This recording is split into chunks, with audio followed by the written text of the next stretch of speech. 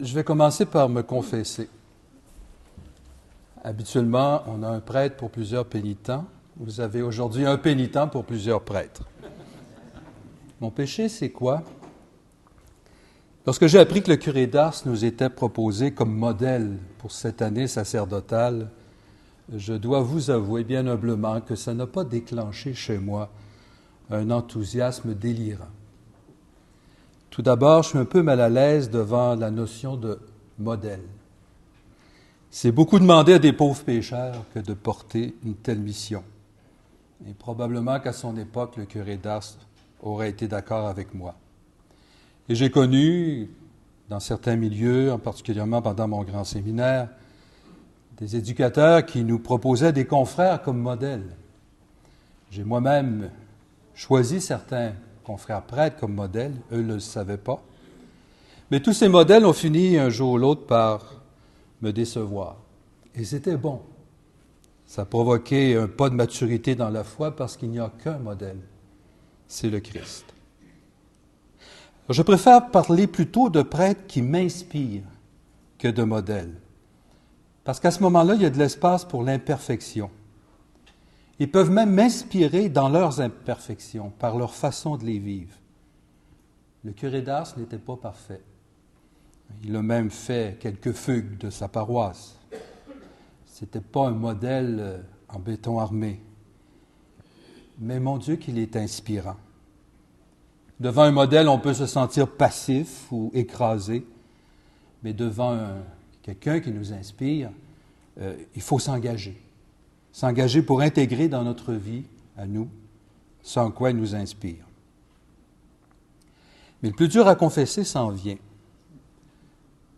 Le curé d'Ars, même s'il m'inspire maintenant, ne m'a pas vraiment inspiré pendant mon grand séminaire, pendant mes premières années de sacerdoce. Elles venaient d'ailleurs, mes inspirations, Ignace de Loyola, Charles de Foucauld. C'est certain que j'en ai entendu parler comme séminariste, mais la façon dont on m'en parlait, ou du moins, peut-être qu'on m'en parlait très bien, mais la façon dont j'accueillais ce qu'on me disait, ça ne provoquait pas beaucoup de mouvement intérieur. Alors je m'en confesse, et le pire, c'est que je ne ressens pas tellement de culpabilité. Quand on nous l'a proposé comme modèle, je me suis dit, s'il ne se passe rien, je vais trouver l'année longue. Alors, je suis en train de vous dire toutes les raisons pour lesquelles je ne devrais pas être ici. Mais il y a quand même eu des provocations.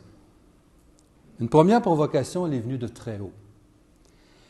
En 1905, Pie X, quand il reconnaissait le curé d'Ars comme bienheureux, l'a déclaré patron des curés de France. Tant mieux pour eux autres. On peut se sentir pas tellement concerné. Je n'étais ni curé ni en France. En 1929, Pie XI, suite à la canonisation, l'a nommé patron des curés de Rome. Là aussi, c'est loin. Ni curé, ni de Rome. Mais les problèmes ont commencé en 2009, quand Benoît XVI l'a nommé patron des prêtres de l'univers. Là, je ne pouvais pas y échapper. Deuxième provocation, je fais aussi partie d'une équipe responsable de la formation des futurs prêtres. Et pas question de se dérober à l'année sacerdotale et à la présentation du curé d'Ars. D'ailleurs, ce n'était pas notre intention, mais si jamais on l'avait fait, les séminaristes nous auraient vite rappelés à l'ordre. Vous savez, dans la formation, à un certain moment, on ne sait plus trop qui forme qui. Alors, l'an passé, au mois de mai, dans nos journées d'évaluation, en équipe de formation, on s'est demandé comment souligner l'année sacerdotale avec les séminaristes. Et ça a commencé à fonctionner à l'intérieur de moi. Je me suis dit, ça ne se peut pas que la vie de cet homme, de ce grand saint, soit réduite à une question de manger des patates pourries, de porter un cilice, de se donner la discipline, de passer ses nuits à lutter contre le démon ou à confesser des journées entières. Il doit y avoir beaucoup plus que ça dans sa vie qui est en mesure de m'inspirer, moi, pas juste moi, mais mes confrères, pour l'année sacerdotale.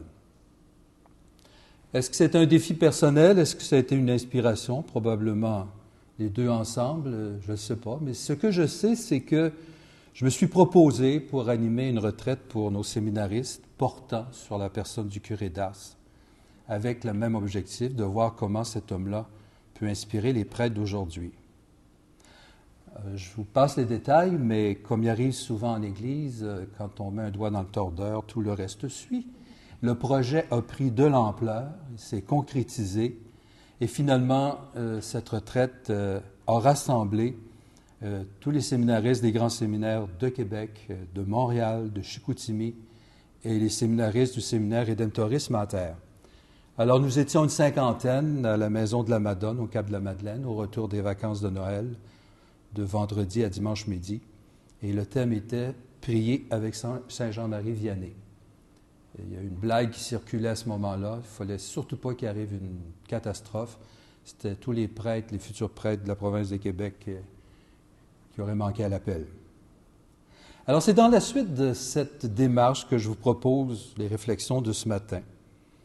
En quoi ce prêtre curé, dont l'histoire a chevauché le 18e et le 19e siècle, ordonné prêtre en 1815, 252 ans après la fin du Concile de Trente, décédé en 1859, 10 ans avant l'ouverture de Vatican I, comment peut-il inspirer un prêtre québécois dont l'histoire a chevauché le 20e et le 21e siècle, entré au grand séminaire l'année de l'ouverture de Vatican II en 62 et ordonné prêtre en 66.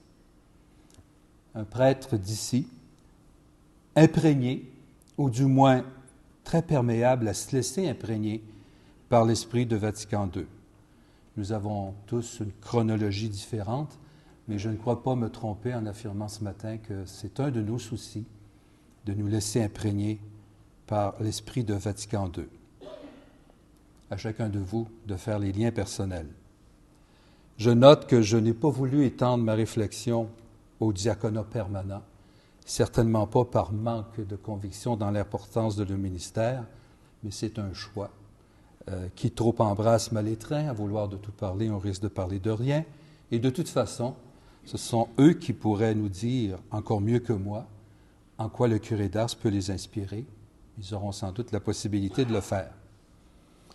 Alors, je voudrais d'abord situer le curé d'Ars, c'est quoi sa position par rapport à nous. Et je vous présenterai ensuite 5 lieux où il est pour moi inspirant. Et une petite conclusion. Ce n'est pas normatif, je ne vous donne pas un cours, je vais vous mettre en piste pour votre réflexion personnelle. Alors, situons-le par rapport à nous. Le curé d'Ars, à la fois si proche et si lointain. Nous vivons dans un contexte tellement différent du sien. Et pourtant, sous certains aspects, il ne l'est pas tant que cela. Je vous propose quelques points de repère. La situation politique. Jean-Marie Vianney, comme Michel le disait tout à l'heure, est né à une époque très perturbée en France, mais en même temps une époque où les événements ont fait que la France et même une partie du monde ne sera jamais plus pareil. Liberté, égalité, fraternité. Une révolution pas seulement au plan politique, mais aussi au plan d'une conception de l'homme et de la société. La Révolution française et les années qui ont suivi ont été des années particulièrement sanglantes en Europe, sur les champs de bataille, par la suite avec Napoléon. Les conflits entre l'Église et l'État ont été violents. Le clergé a été divisé entre les prêtres jureurs et les prêtres réfractaires. C'est une époque qui a eu ses martyrs. Des prêtres, des religieux, des religieuses ont été guillotinés. Des évêques ont été envoyés en exil. Le pape a été emprisonné. On a en mémoire la fin du dernier tableau du dialogue des Carmélites de Bernanos, dans lequel on voit, se tait la voix de la dernière Carmélite, la jeune Blanche, chantant le Gloria Patri du Te Deum. Elle se tait parce qu'elle vient d'être guillotinée. C'est du magnifique théâtre. Mais pour Jean-Marie Vianney et pour les catholiques, ses contemporains, ce n'était pas du théâtre. Sa foi s'est développée dans un contexte de persécution, de clandestinité. Il a fait sa première confession, sa première communion en cachette. Avec ses parents, il a pratiqué le dimanche de façon clandestine, risquant d'être dénoncés n'importe quand. Et tout cela forge une expérience chrétienne bien particulière. On ne peut pas s'empêcher de penser à Jean-Paul II, qui a vécu sa foi en Pologne, dans une Pologne occupée par les nazis et par la suite en régime communiste.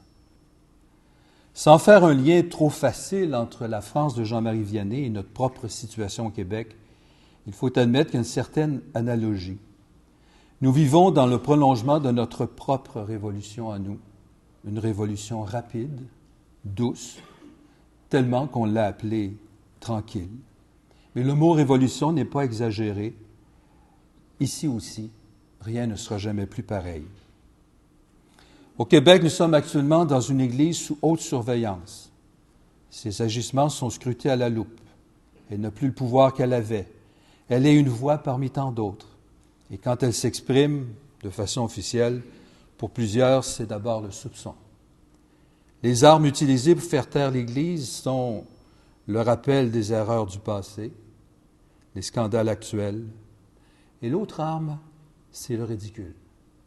Nous avons un fichu bon sens de l'humour au Québec, mais parfois, on voit bien une sorte de manipulation du ridicule. Sans jouer au martyr, sans jouer à la victime, reconnaissons que ça demande de plus en plus d'autonomie pour se déclarer chrétien, catholique et en plus prêtre. Mais ce qui est extraordinaire, c'est qu'il y en a qui le font, il y en a beaucoup qui le font, et c'est dans ce contexte que nous sommes pasteurs. Évidemment, Jean-Marie Vianney serait probablement étonné devant certaines de nos problématiques sociales actuelles. Les accommodements raisonnables, il ne devait pas penser à ça, lui. Le mariage entre conjoints de même sexe, la décriminalisation de l'euthanasie, les cours d'éthique et de culture religieuse, ce sont des débats, je pense qu'il ne pouvait même pas soupçonner. Et on ne peut pas demander à Jean-Marie Vianney des recettes pour faire face à ces défis. C'est à nous de les trouver. La situation pastorale, maintenant. Est-ce qu'il serait déconcerté par nos problématiques pastorales? Peut-être un peu moins.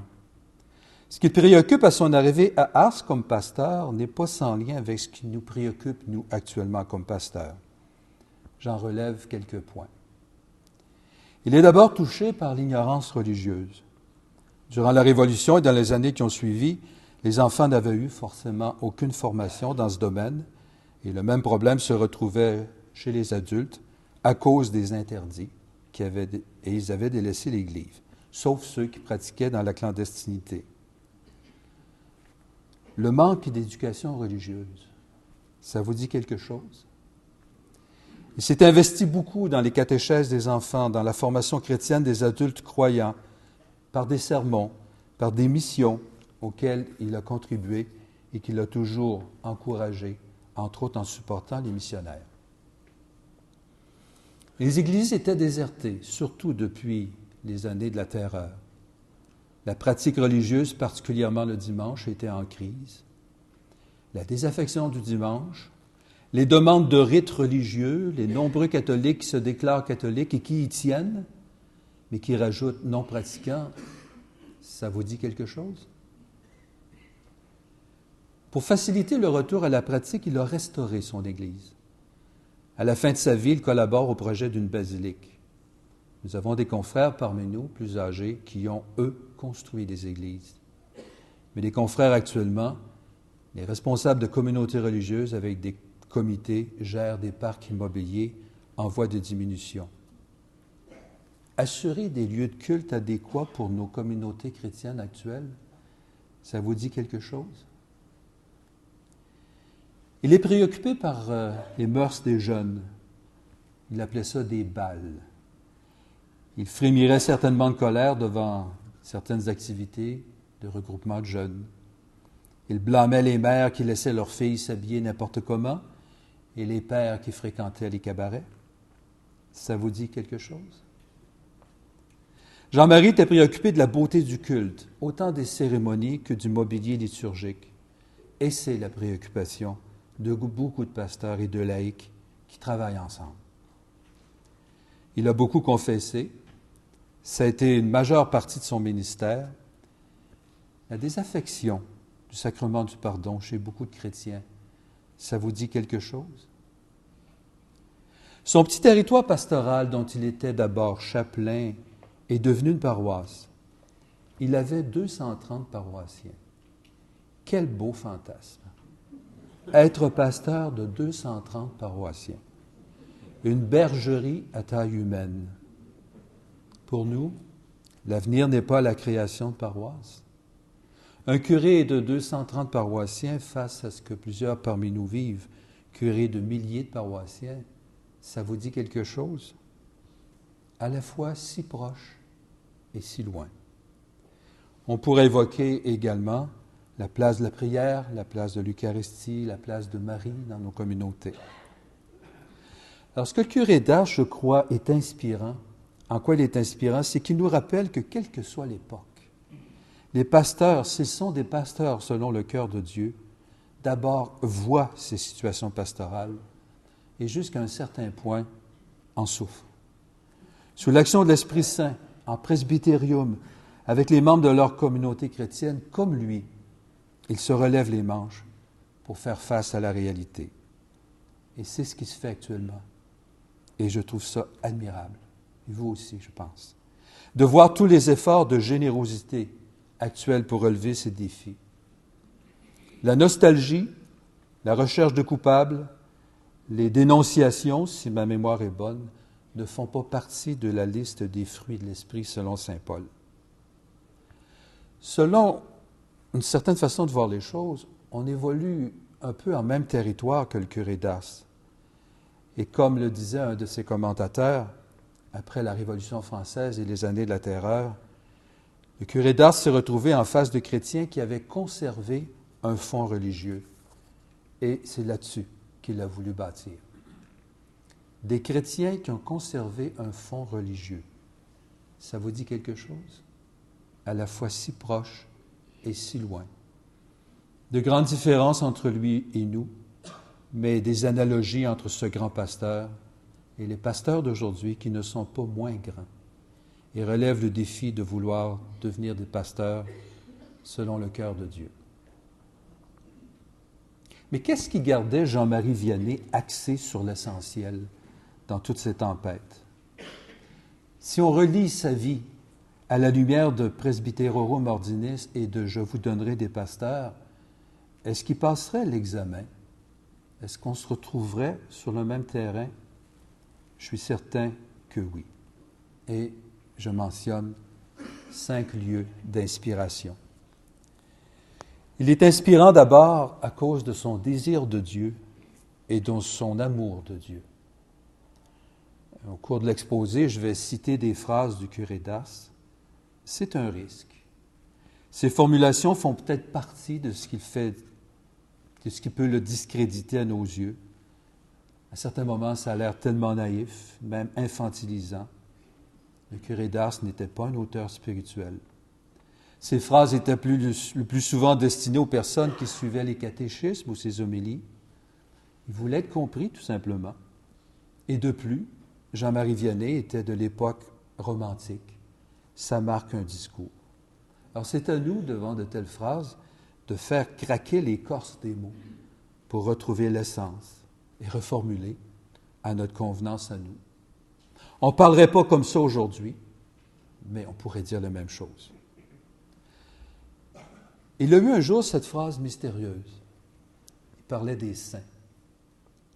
Les saints avaient un cœur liquide. Il ne parlait certainement pas de lui, mais des saints qui l'ont précédé. Mais on peut dire ça de lui, en toute vérité. Le curé d'Ars avait un cœur liquide, un homme profondément humain qui s'est laissé toucher, habiter, transformé par Dieu pour devenir un pasteur selon son cœur. Liquide parce qu'il était connecté sur la source, il est devenu source, il l'est encore. Le secret de sa vie spirituelle, le désir de Dieu dans son cœur et sa conviction que tous sont habités d'un même désir qui n'est malheureusement pas toujours éveillé. Il a eu ses périodes de ténèbres, il a eu des périodes de découragement, des moments où il se demandait lui aussi comment cela se fera-t-il, mais son désir de Dieu ne l'a jamais lâché. C'était un mouvement de fond dans sa vie, la reconnaissance et l'émerveillement devant la grandeur du cœur de l'homme.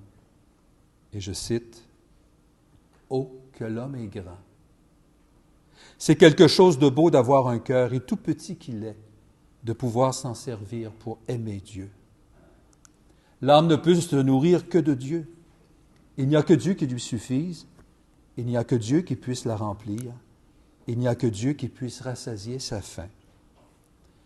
Et sur ce terrain de désir de Dieu, sa grande passion s'est développée, c'est celle de l'amour de Dieu. Il y a une expression qui revient souvent chez lui, le bon Dieu. Et les gens d'une certaine génération, et je m'inclus là-dedans, c'est comme ça qu'on nommait Dieu.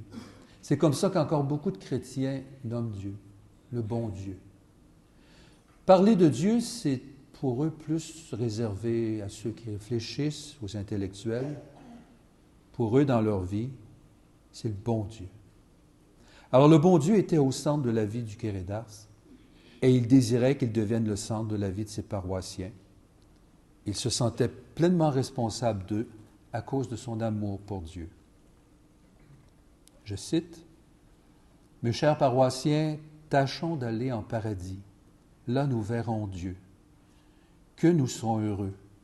Nous irons tous en procession si la paroisse devient sage, et votre curé sera à votre tête. » Je ne peux pas m'empêcher d'évoquer ici le visage de Paul, qui à certains moments secoue ses communautés pour les réveiller, mais certains passages pourraient presque se retrouver textuellement chez le curé d'Ars. Moi-même, quand je suis venu chez vous, frères, dit Paul, ce n'est pas avec le prestige de la parole ou de la sagesse que je suis venu vous annoncer le mystère de Dieu, car j'ai décidé de ne rien savoir parmi vous, sinon Jésus-Christ et Jésus-Christ crucifié. Dieu m'est témoin que je vous chéris tous dans la tendresse de Jésus-Christ. Ça peut étonner d'évoquer la tendresse quand on pense au curé d'Ars. On peut avoir la perception qu'il était dur, mais il était capable de tendresse. Et la tendresse du bon Dieu se transmettait à travers sa tendresse à lui. Il aimait ses paroissiens à cause de l'amour de Dieu. Il confiera, « Je ne me souviens pas de m'être fâché contre mes paroissiens. Je ne crois même pas leur avoir fait des reproches. » Il y a peut-être une petite relecture de son passé qui tourne les coins ronds, mais ce qu'il veut nous dire par là, que ce n'est pas ça qui dominait. Son langage était parfois provoquant, mais il le faisait comme un bon curé qui représentait le bon Dieu. Et même s'il parlait sur la pénitence, sur le péché et sur l'enfer, il préférait beaucoup parler de l'amour de Dieu. Je cite, « L'amour vaut mieux que la crainte. Il y en a qui aiment le bon Dieu, mais dans une grande crainte. C'est pas comme ça qu'il faut faire. Dieu est bon. Il connaît nos misères. Il faut que nous l'aimions. Il faut que nous voulions tout faire pour lui plaire. » La première œuvre du curé d'Ars, l'œuvre essentielle de sa vie fut d'aimer. Aimer mieux encore pour ceux qui n'aimaient pas et pour ceux qui aimaient mal. Ses pénitences s'expliquent par l'amour pour ses paroissiens.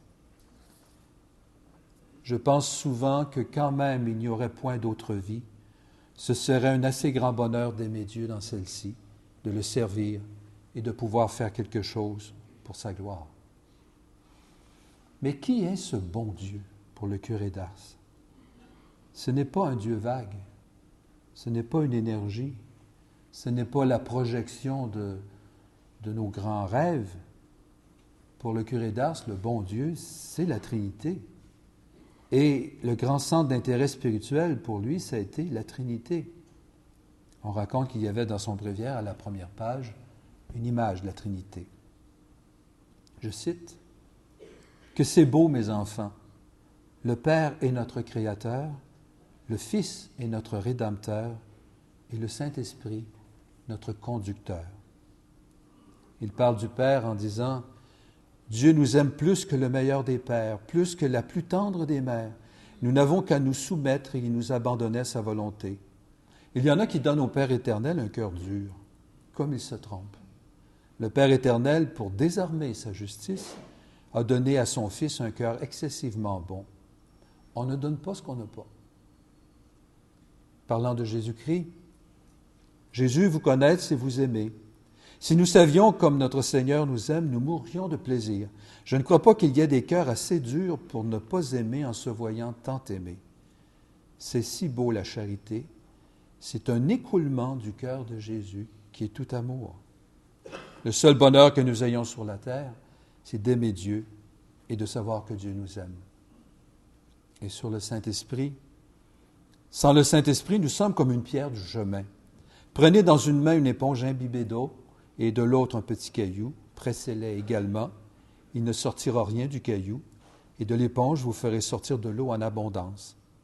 L'éponge, c'est l'âme remplie de l'Esprit Saint, et le caillou, c'est le cœur froid et dur où le Saint-Esprit n'habite pas.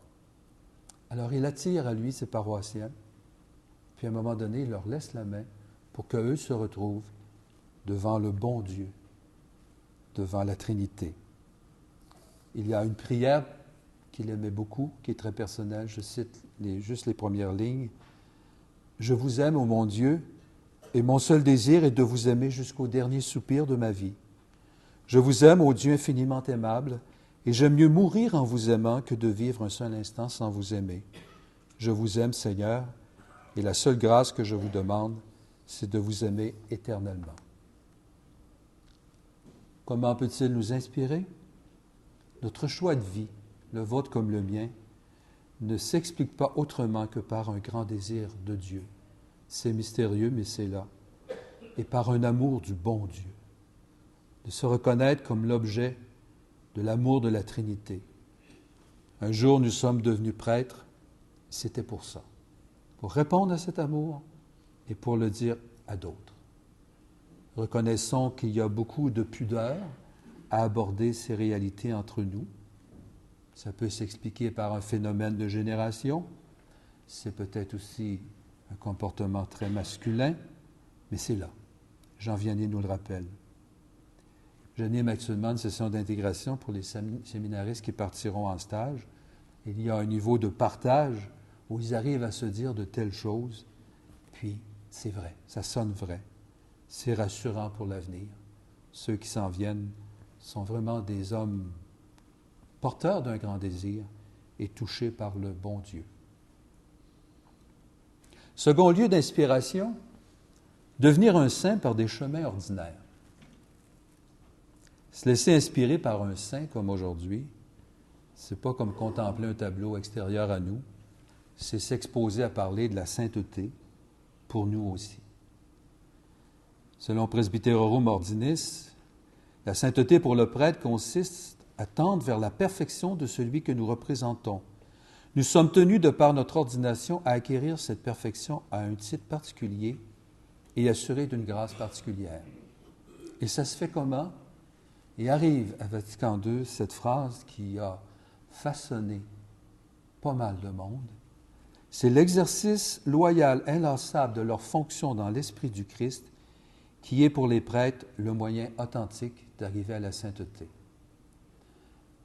Je fais partie de ceux qui, au grand séminaire, se demandaient « c'est quoi notre spiritualité ?»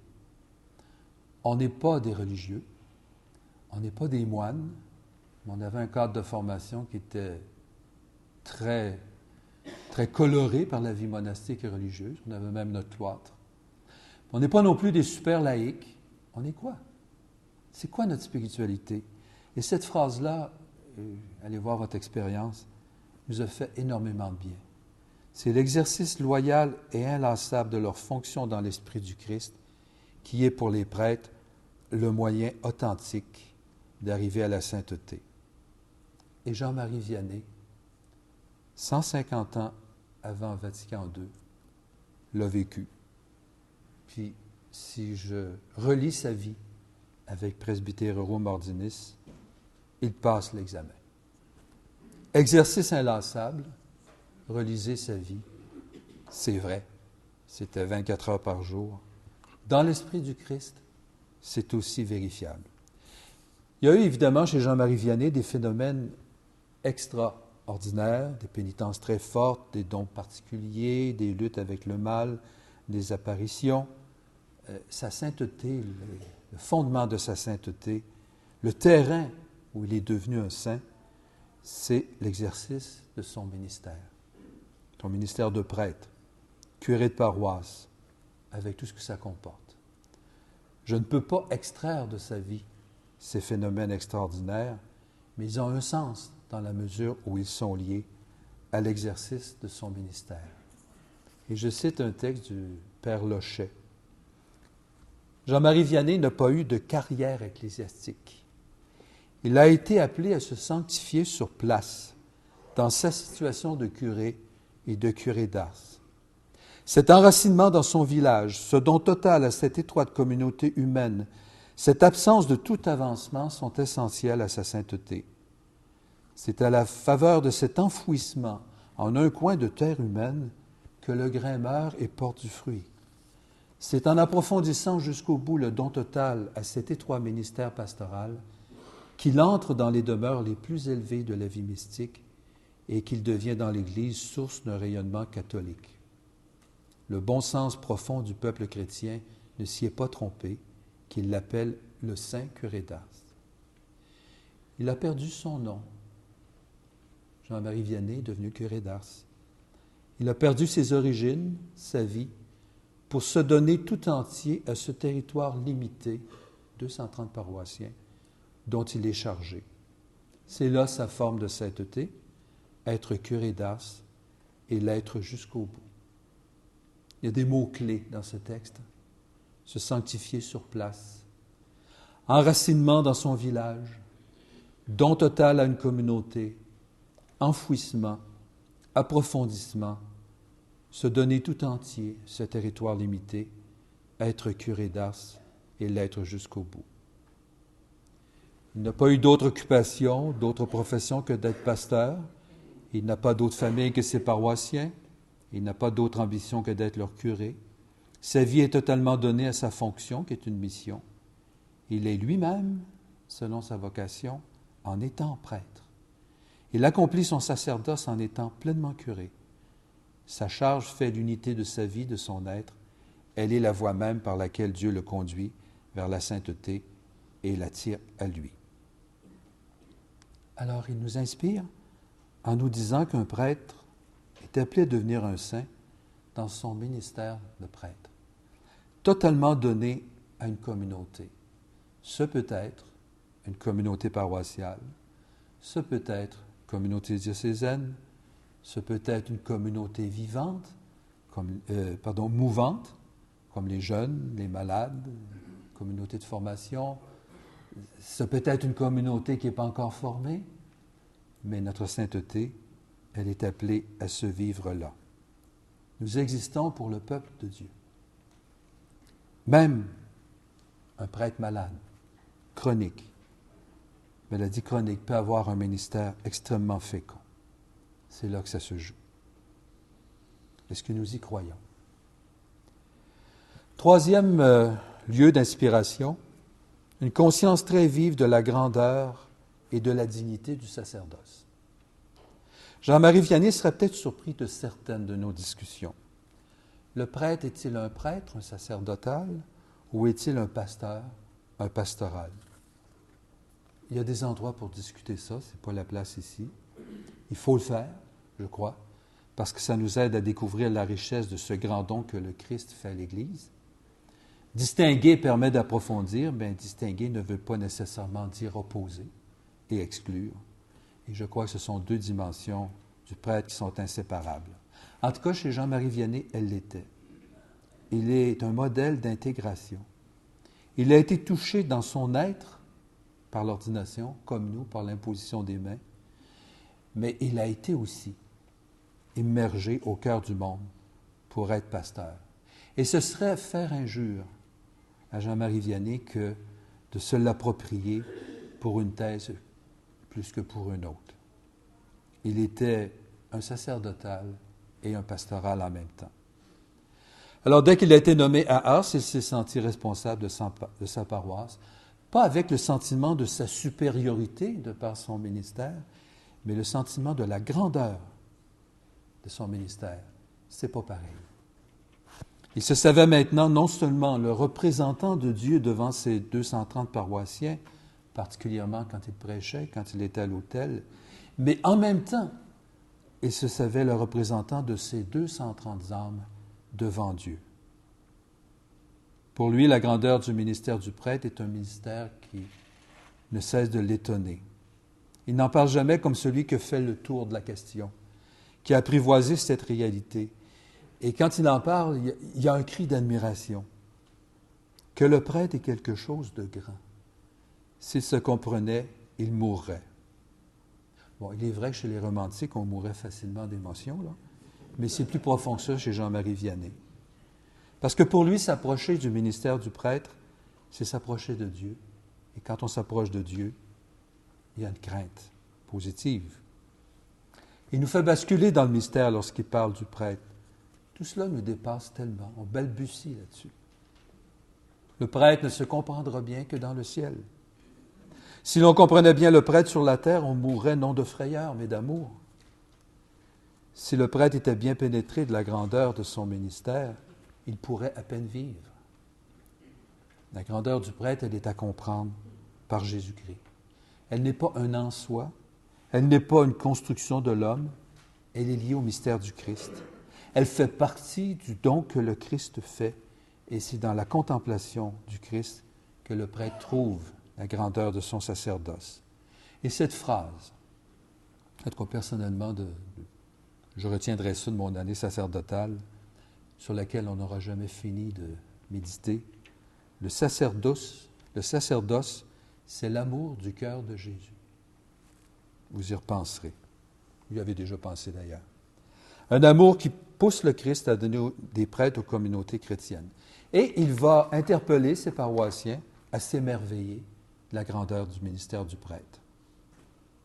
Avec toute l'humilité dont il était capable, non pas connecté sur la supériorité, mais sur la grandeur du ministère, il dira « un pasteur selon le cœur de Dieu, c'est le plus grand trésor que le bon Dieu puisse accorder à une paroisse et un des plus précieux de la miséricorde divine. L'ordre, c'est un sacrement qui ne semble regarder personne parmi vous, et c'est un sacrement qui regarde tout le monde. » Il compare le prêtre au bon samaritain. À qui vous a-t-il confié? Au prêtre, et il lui a dit, « Mon ami, aie-en soin, à mon retour, je te paierai tout. » Le prêtre n'est pas prêtre pour lui. Il ne se donne pas l'absolution. Il ne s'administre pas les sacrements. Il n'est pas pour lui, il est pour vous. Et pour Jean-Marie Vianney, le sommet de la grandeur du prêtre se manifeste surtout dans le fait de pouvoir rendre le Christ présent dans les sacrements et particulièrement dans l'Eucharistie. Et là-dessus, c'est important de se rappeler que pour lui, l'Eucharistie, ce qui l'attirait, le faisait vivre, l'émerveillait le plus, c'était la présence réelle. Si nous n'avions pas le sacrement de l'ordre, nous n'aurions pas notre Seigneur. Qui est-ce qui l'a mis là dans le tabernacle? Le prêtre. Qui est-ce qui a reçu notre âme à son entrée dans la vie? Le prêtre. Qui l'a nourri pour lui donner la force de faire son pèlerinage? Le prêtre. Qui la préparera à paraître devant Dieu en lavant cette âme pour la dernière fois dans le sang de Jésus-Christ? Le prêtre, toujours le prêtre. À la vue d'un clocher, vous pouvez dire, qu'est-ce qu'il y a là? Le corps de notre Seigneur. Pourquoi y est-il? Parce qu'un prêtre est passé par là. Et, j'y peux rien, Vatican II parle de la même façon. Quand il parle de la grandeur du ministère du prêtre, qui vient du fait que les prêtres, par l'ordination, participent au ministère du Christ, ils participent à l'autorité par laquelle le Christ lui-même construit, sanctifie et gouverne son corps. Grandeur du mystère du prêtre à découvrir dans la foi. Je cite, « Si on avait la foi, on verrait Dieu caché dans le prêtre comme une lumière derrière un verre, comme un vin mêlé avec de l'eau. » Encore une fois, probablement qu'on ne parlerait pas comme ça. On aurait tellement peur que ce soit mal interprété dans le sens d'une supériorité sur les autres. Mais faisons craquer les mots. Il y a quelque chose d'essentiel. Il nous invite à sa façon à ne pas banaliser notre ministère. D'ailleurs, personne ici a voulu donner ou consent à continuer à donner sa vie pour quelque chose d'ordinaire ou de banal. Est-ce que ça vous arrive? Est-ce que ça nous arrive encore de nous surprendre de notre ministère? Oui, il y en a des moments comme ceux-là. Quand est-ce que ça se produit? Mais c'est facile de banaliser le ministère, de le ratatiner à nos potins ecclésiastiques, à nos préoccupations qui parfois nous gardent dans la sacristie. Un peu comme des gars à la brasserie vont parler de leur vie de couple de façon tellement superficielle. Je ne dis pas que ça nous arrive, dans d'autres diocèses ça peut arriver, mais ça nous guette. Banaliser notre ministère, nous conserver dans quelque chose qui est amer. Alors, qu'est-ce qui vous aide, vous, à conserver votre émerveillement devant votre ministère? C'est sûr que je peux demander aux autres, il y a des chrétiens qui vont nous le dire, mais tant que moi je ne l'ai pas fait pour moi, ça reste le témoignage des autres. Et n'ayons pas peur, si notre appréciation du ministère du prêtre est sur les vrais éléments, nous demeurerons humbles. Le sacerdoce, c'est l'amour du cœur de Jésus. Quatrième lieu d'inspiration, une charité pastorale à toute épreuve. Le sacerdoce, c'est l'amour du cœur de Jésus. Bien, ça se traduit par la charité pastorale. Le curé d'Ars l'a vécu. Encore là, sa biographie nous le démontre. Sa vie a été unifiée autour de cette charité pastorale. Il a tout donné au Père et au Christ pour le salut du monde. Et ça n'a pas toujours été facile. Assez étonnamment, il a porté ça comme une croix. À l'occasion de son ministère, il a fait l'expérience de sa fragilité personnelle, de son propre péché, ainsi que de la fermeture et de l'opposition de la part de ceux qui l'aimaient tellement et à qui il voulait le meilleur bien possible. Il a vécu la charité pastorale comme un pauvre, bien conscient que ses limites faisaient obstacle à la grâce de Dieu chez les autres, et il n'était pas loin à certains moments du désespoir. D'où le désir de ses fugues. Son ministère l'a crucifié. Il y a des cris de souffrance chez le curé d'Ars. Si j'avais su ce que c'était un prêtre, au lieu d'aller au séminaire, je me serais bien vite sauvé à la trappe. Je ne suis pas fâché d'être prêtre pour dire la Sainte Messe, mais je ne voudrais pas être curé. J'en suis fâché. La sollicitude pastorale qui lui faisait porter ses souffrances. C'est fait de quoi cette sollicitude pastorale pour lui, pour nous? J'ai glané quelques phrases dans différents textes de l'Église. C'est fait d'une sollicitude pour la personne humaine et son devenir, un regard d'estime au départ, une admiration au départ pour la valeur de l'être humain, son intelligence, sa volonté, pour les solutions qu'il trouve à ses problèmes. C'est une attention du cœur pour l'avenir de l'homme, on se sent concerné, pour l'orientation du progrès, pour la dignité de l'homme. Et on a actuellement des débats sociaux qui tournent tout au cours de ça. Ça nous concerne, notre sollicitude pastorale nous amène à s'y intéresser. Une conscience des menaces qui pèsent sur l'homme. Ça nous amène à poser les questions essentielles. C'est peut-être pour ça qu'on est fatigant, surtout qu'on n'a pas toujours les réponses. L'homme devient-il meilleur dans tel projet? Est-ce qu'il devient plus ouvert, plus responsable, plus proche des démunis? Les progrès techniques vont-ils de pair avec les progrès spirituels? Ça nous amène à faire des diagnostics en fonction de la justice et de l'amour. Sollicitude pastorale qui nous amène à réfléchir, à se poser des questions. Et une belle illustration de cette attitude de sollicitude, ça se retrouve dans le document de l'Assemblée des évêques du Québec, Annonce de l'Évangile dans la culture actuelle en 1999, et je cite la phrase du début. Nous voulons méditer sur le mystère de la rencontre, de la conversation et du dialogue entre Dieu et son peuple qui vit au Québec. Notre attitude en sera une de sympathie, tâchant d'adopter les sentiments de Dieu qui a tant aimé le monde et qui a livré son Fils, son unique. Jean-Marie Vianney avait du tempérament, bien des choses le heurtaient, mais il y avait toujours cette sollicitude pastorale. Une petite parenthèse, les séminaristes qui m'ont connu, je finis par radoter, hein. On finit toujours par radoter les mêmes affaires. Un jour, dans une retraite de prêtre, quelqu'un avait dit « C'est pas vrai, ça, que les brebis vont suivre le berger parce qu'ils se sentent nommés par leur nom. C'est pas vrai. Les gens qui ont des brebis vont nous dire que les brebis vont suivre le berger s'ils reconnaissent chez le berger leur odeur. Alors un pasteur, c'est quelqu'un qui sent le mouton. La sollicitude pastorale, c'est sentir le mouton. Et dans une retraite de prêtre, un jour un prêtre africain avait ajouté, c'est tellement vrai que le manteau que le berger met, il ne faut surtout pas le laver, on le laisse dans la bergerie pour qu'il sente de plus en plus le mouton. Alors un critère de discernement pour les vocations sacerdotales, est-ce qu'il sent le mouton?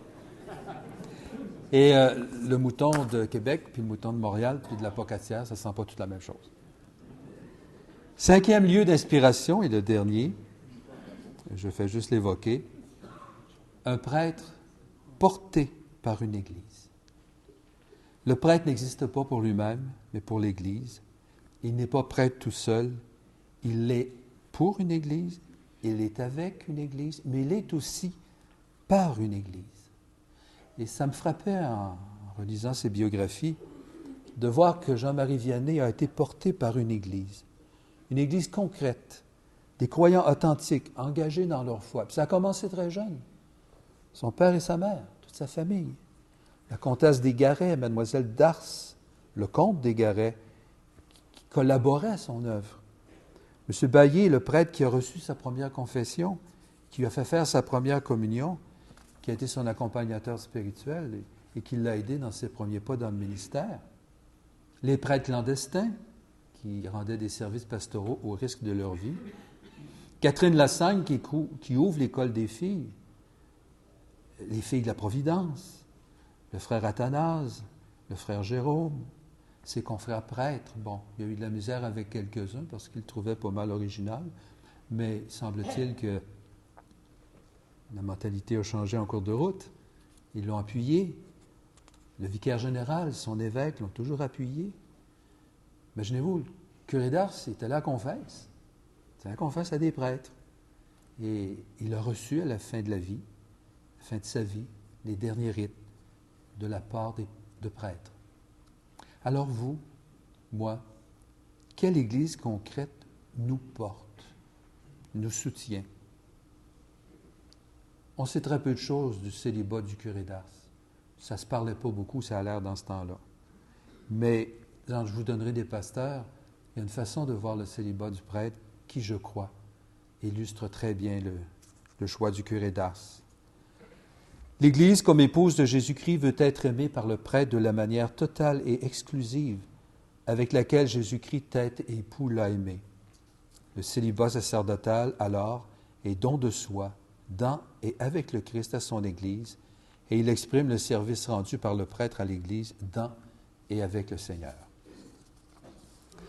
En conclusion, je me suis pris pour un autre, et je me suis pris pour le curé d'Ars, puis je réponds à Michel.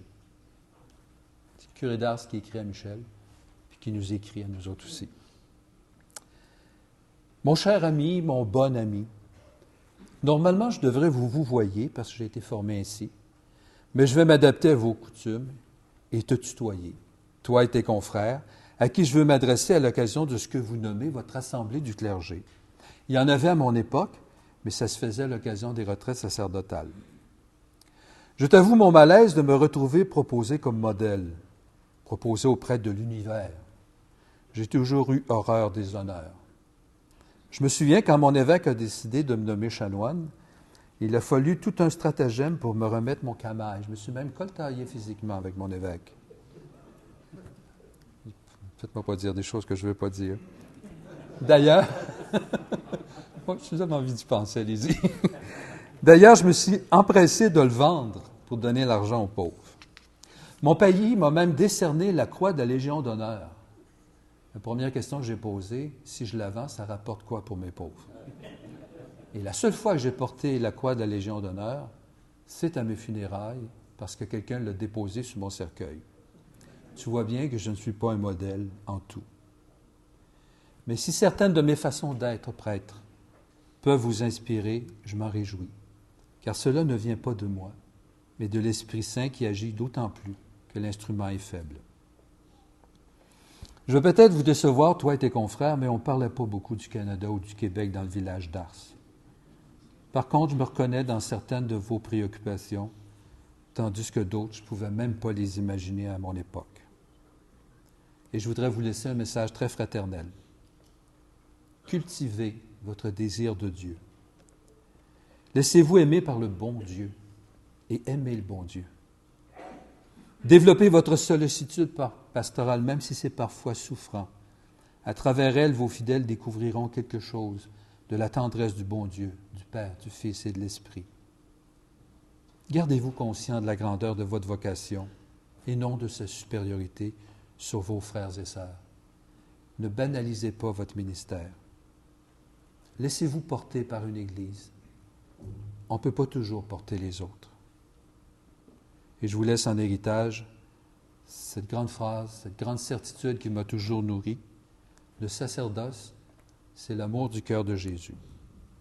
Et il signait habituellement ses lettres, Jean-Marie Baptiste Vianney, pauvre curé d'Ars. Merci beaucoup.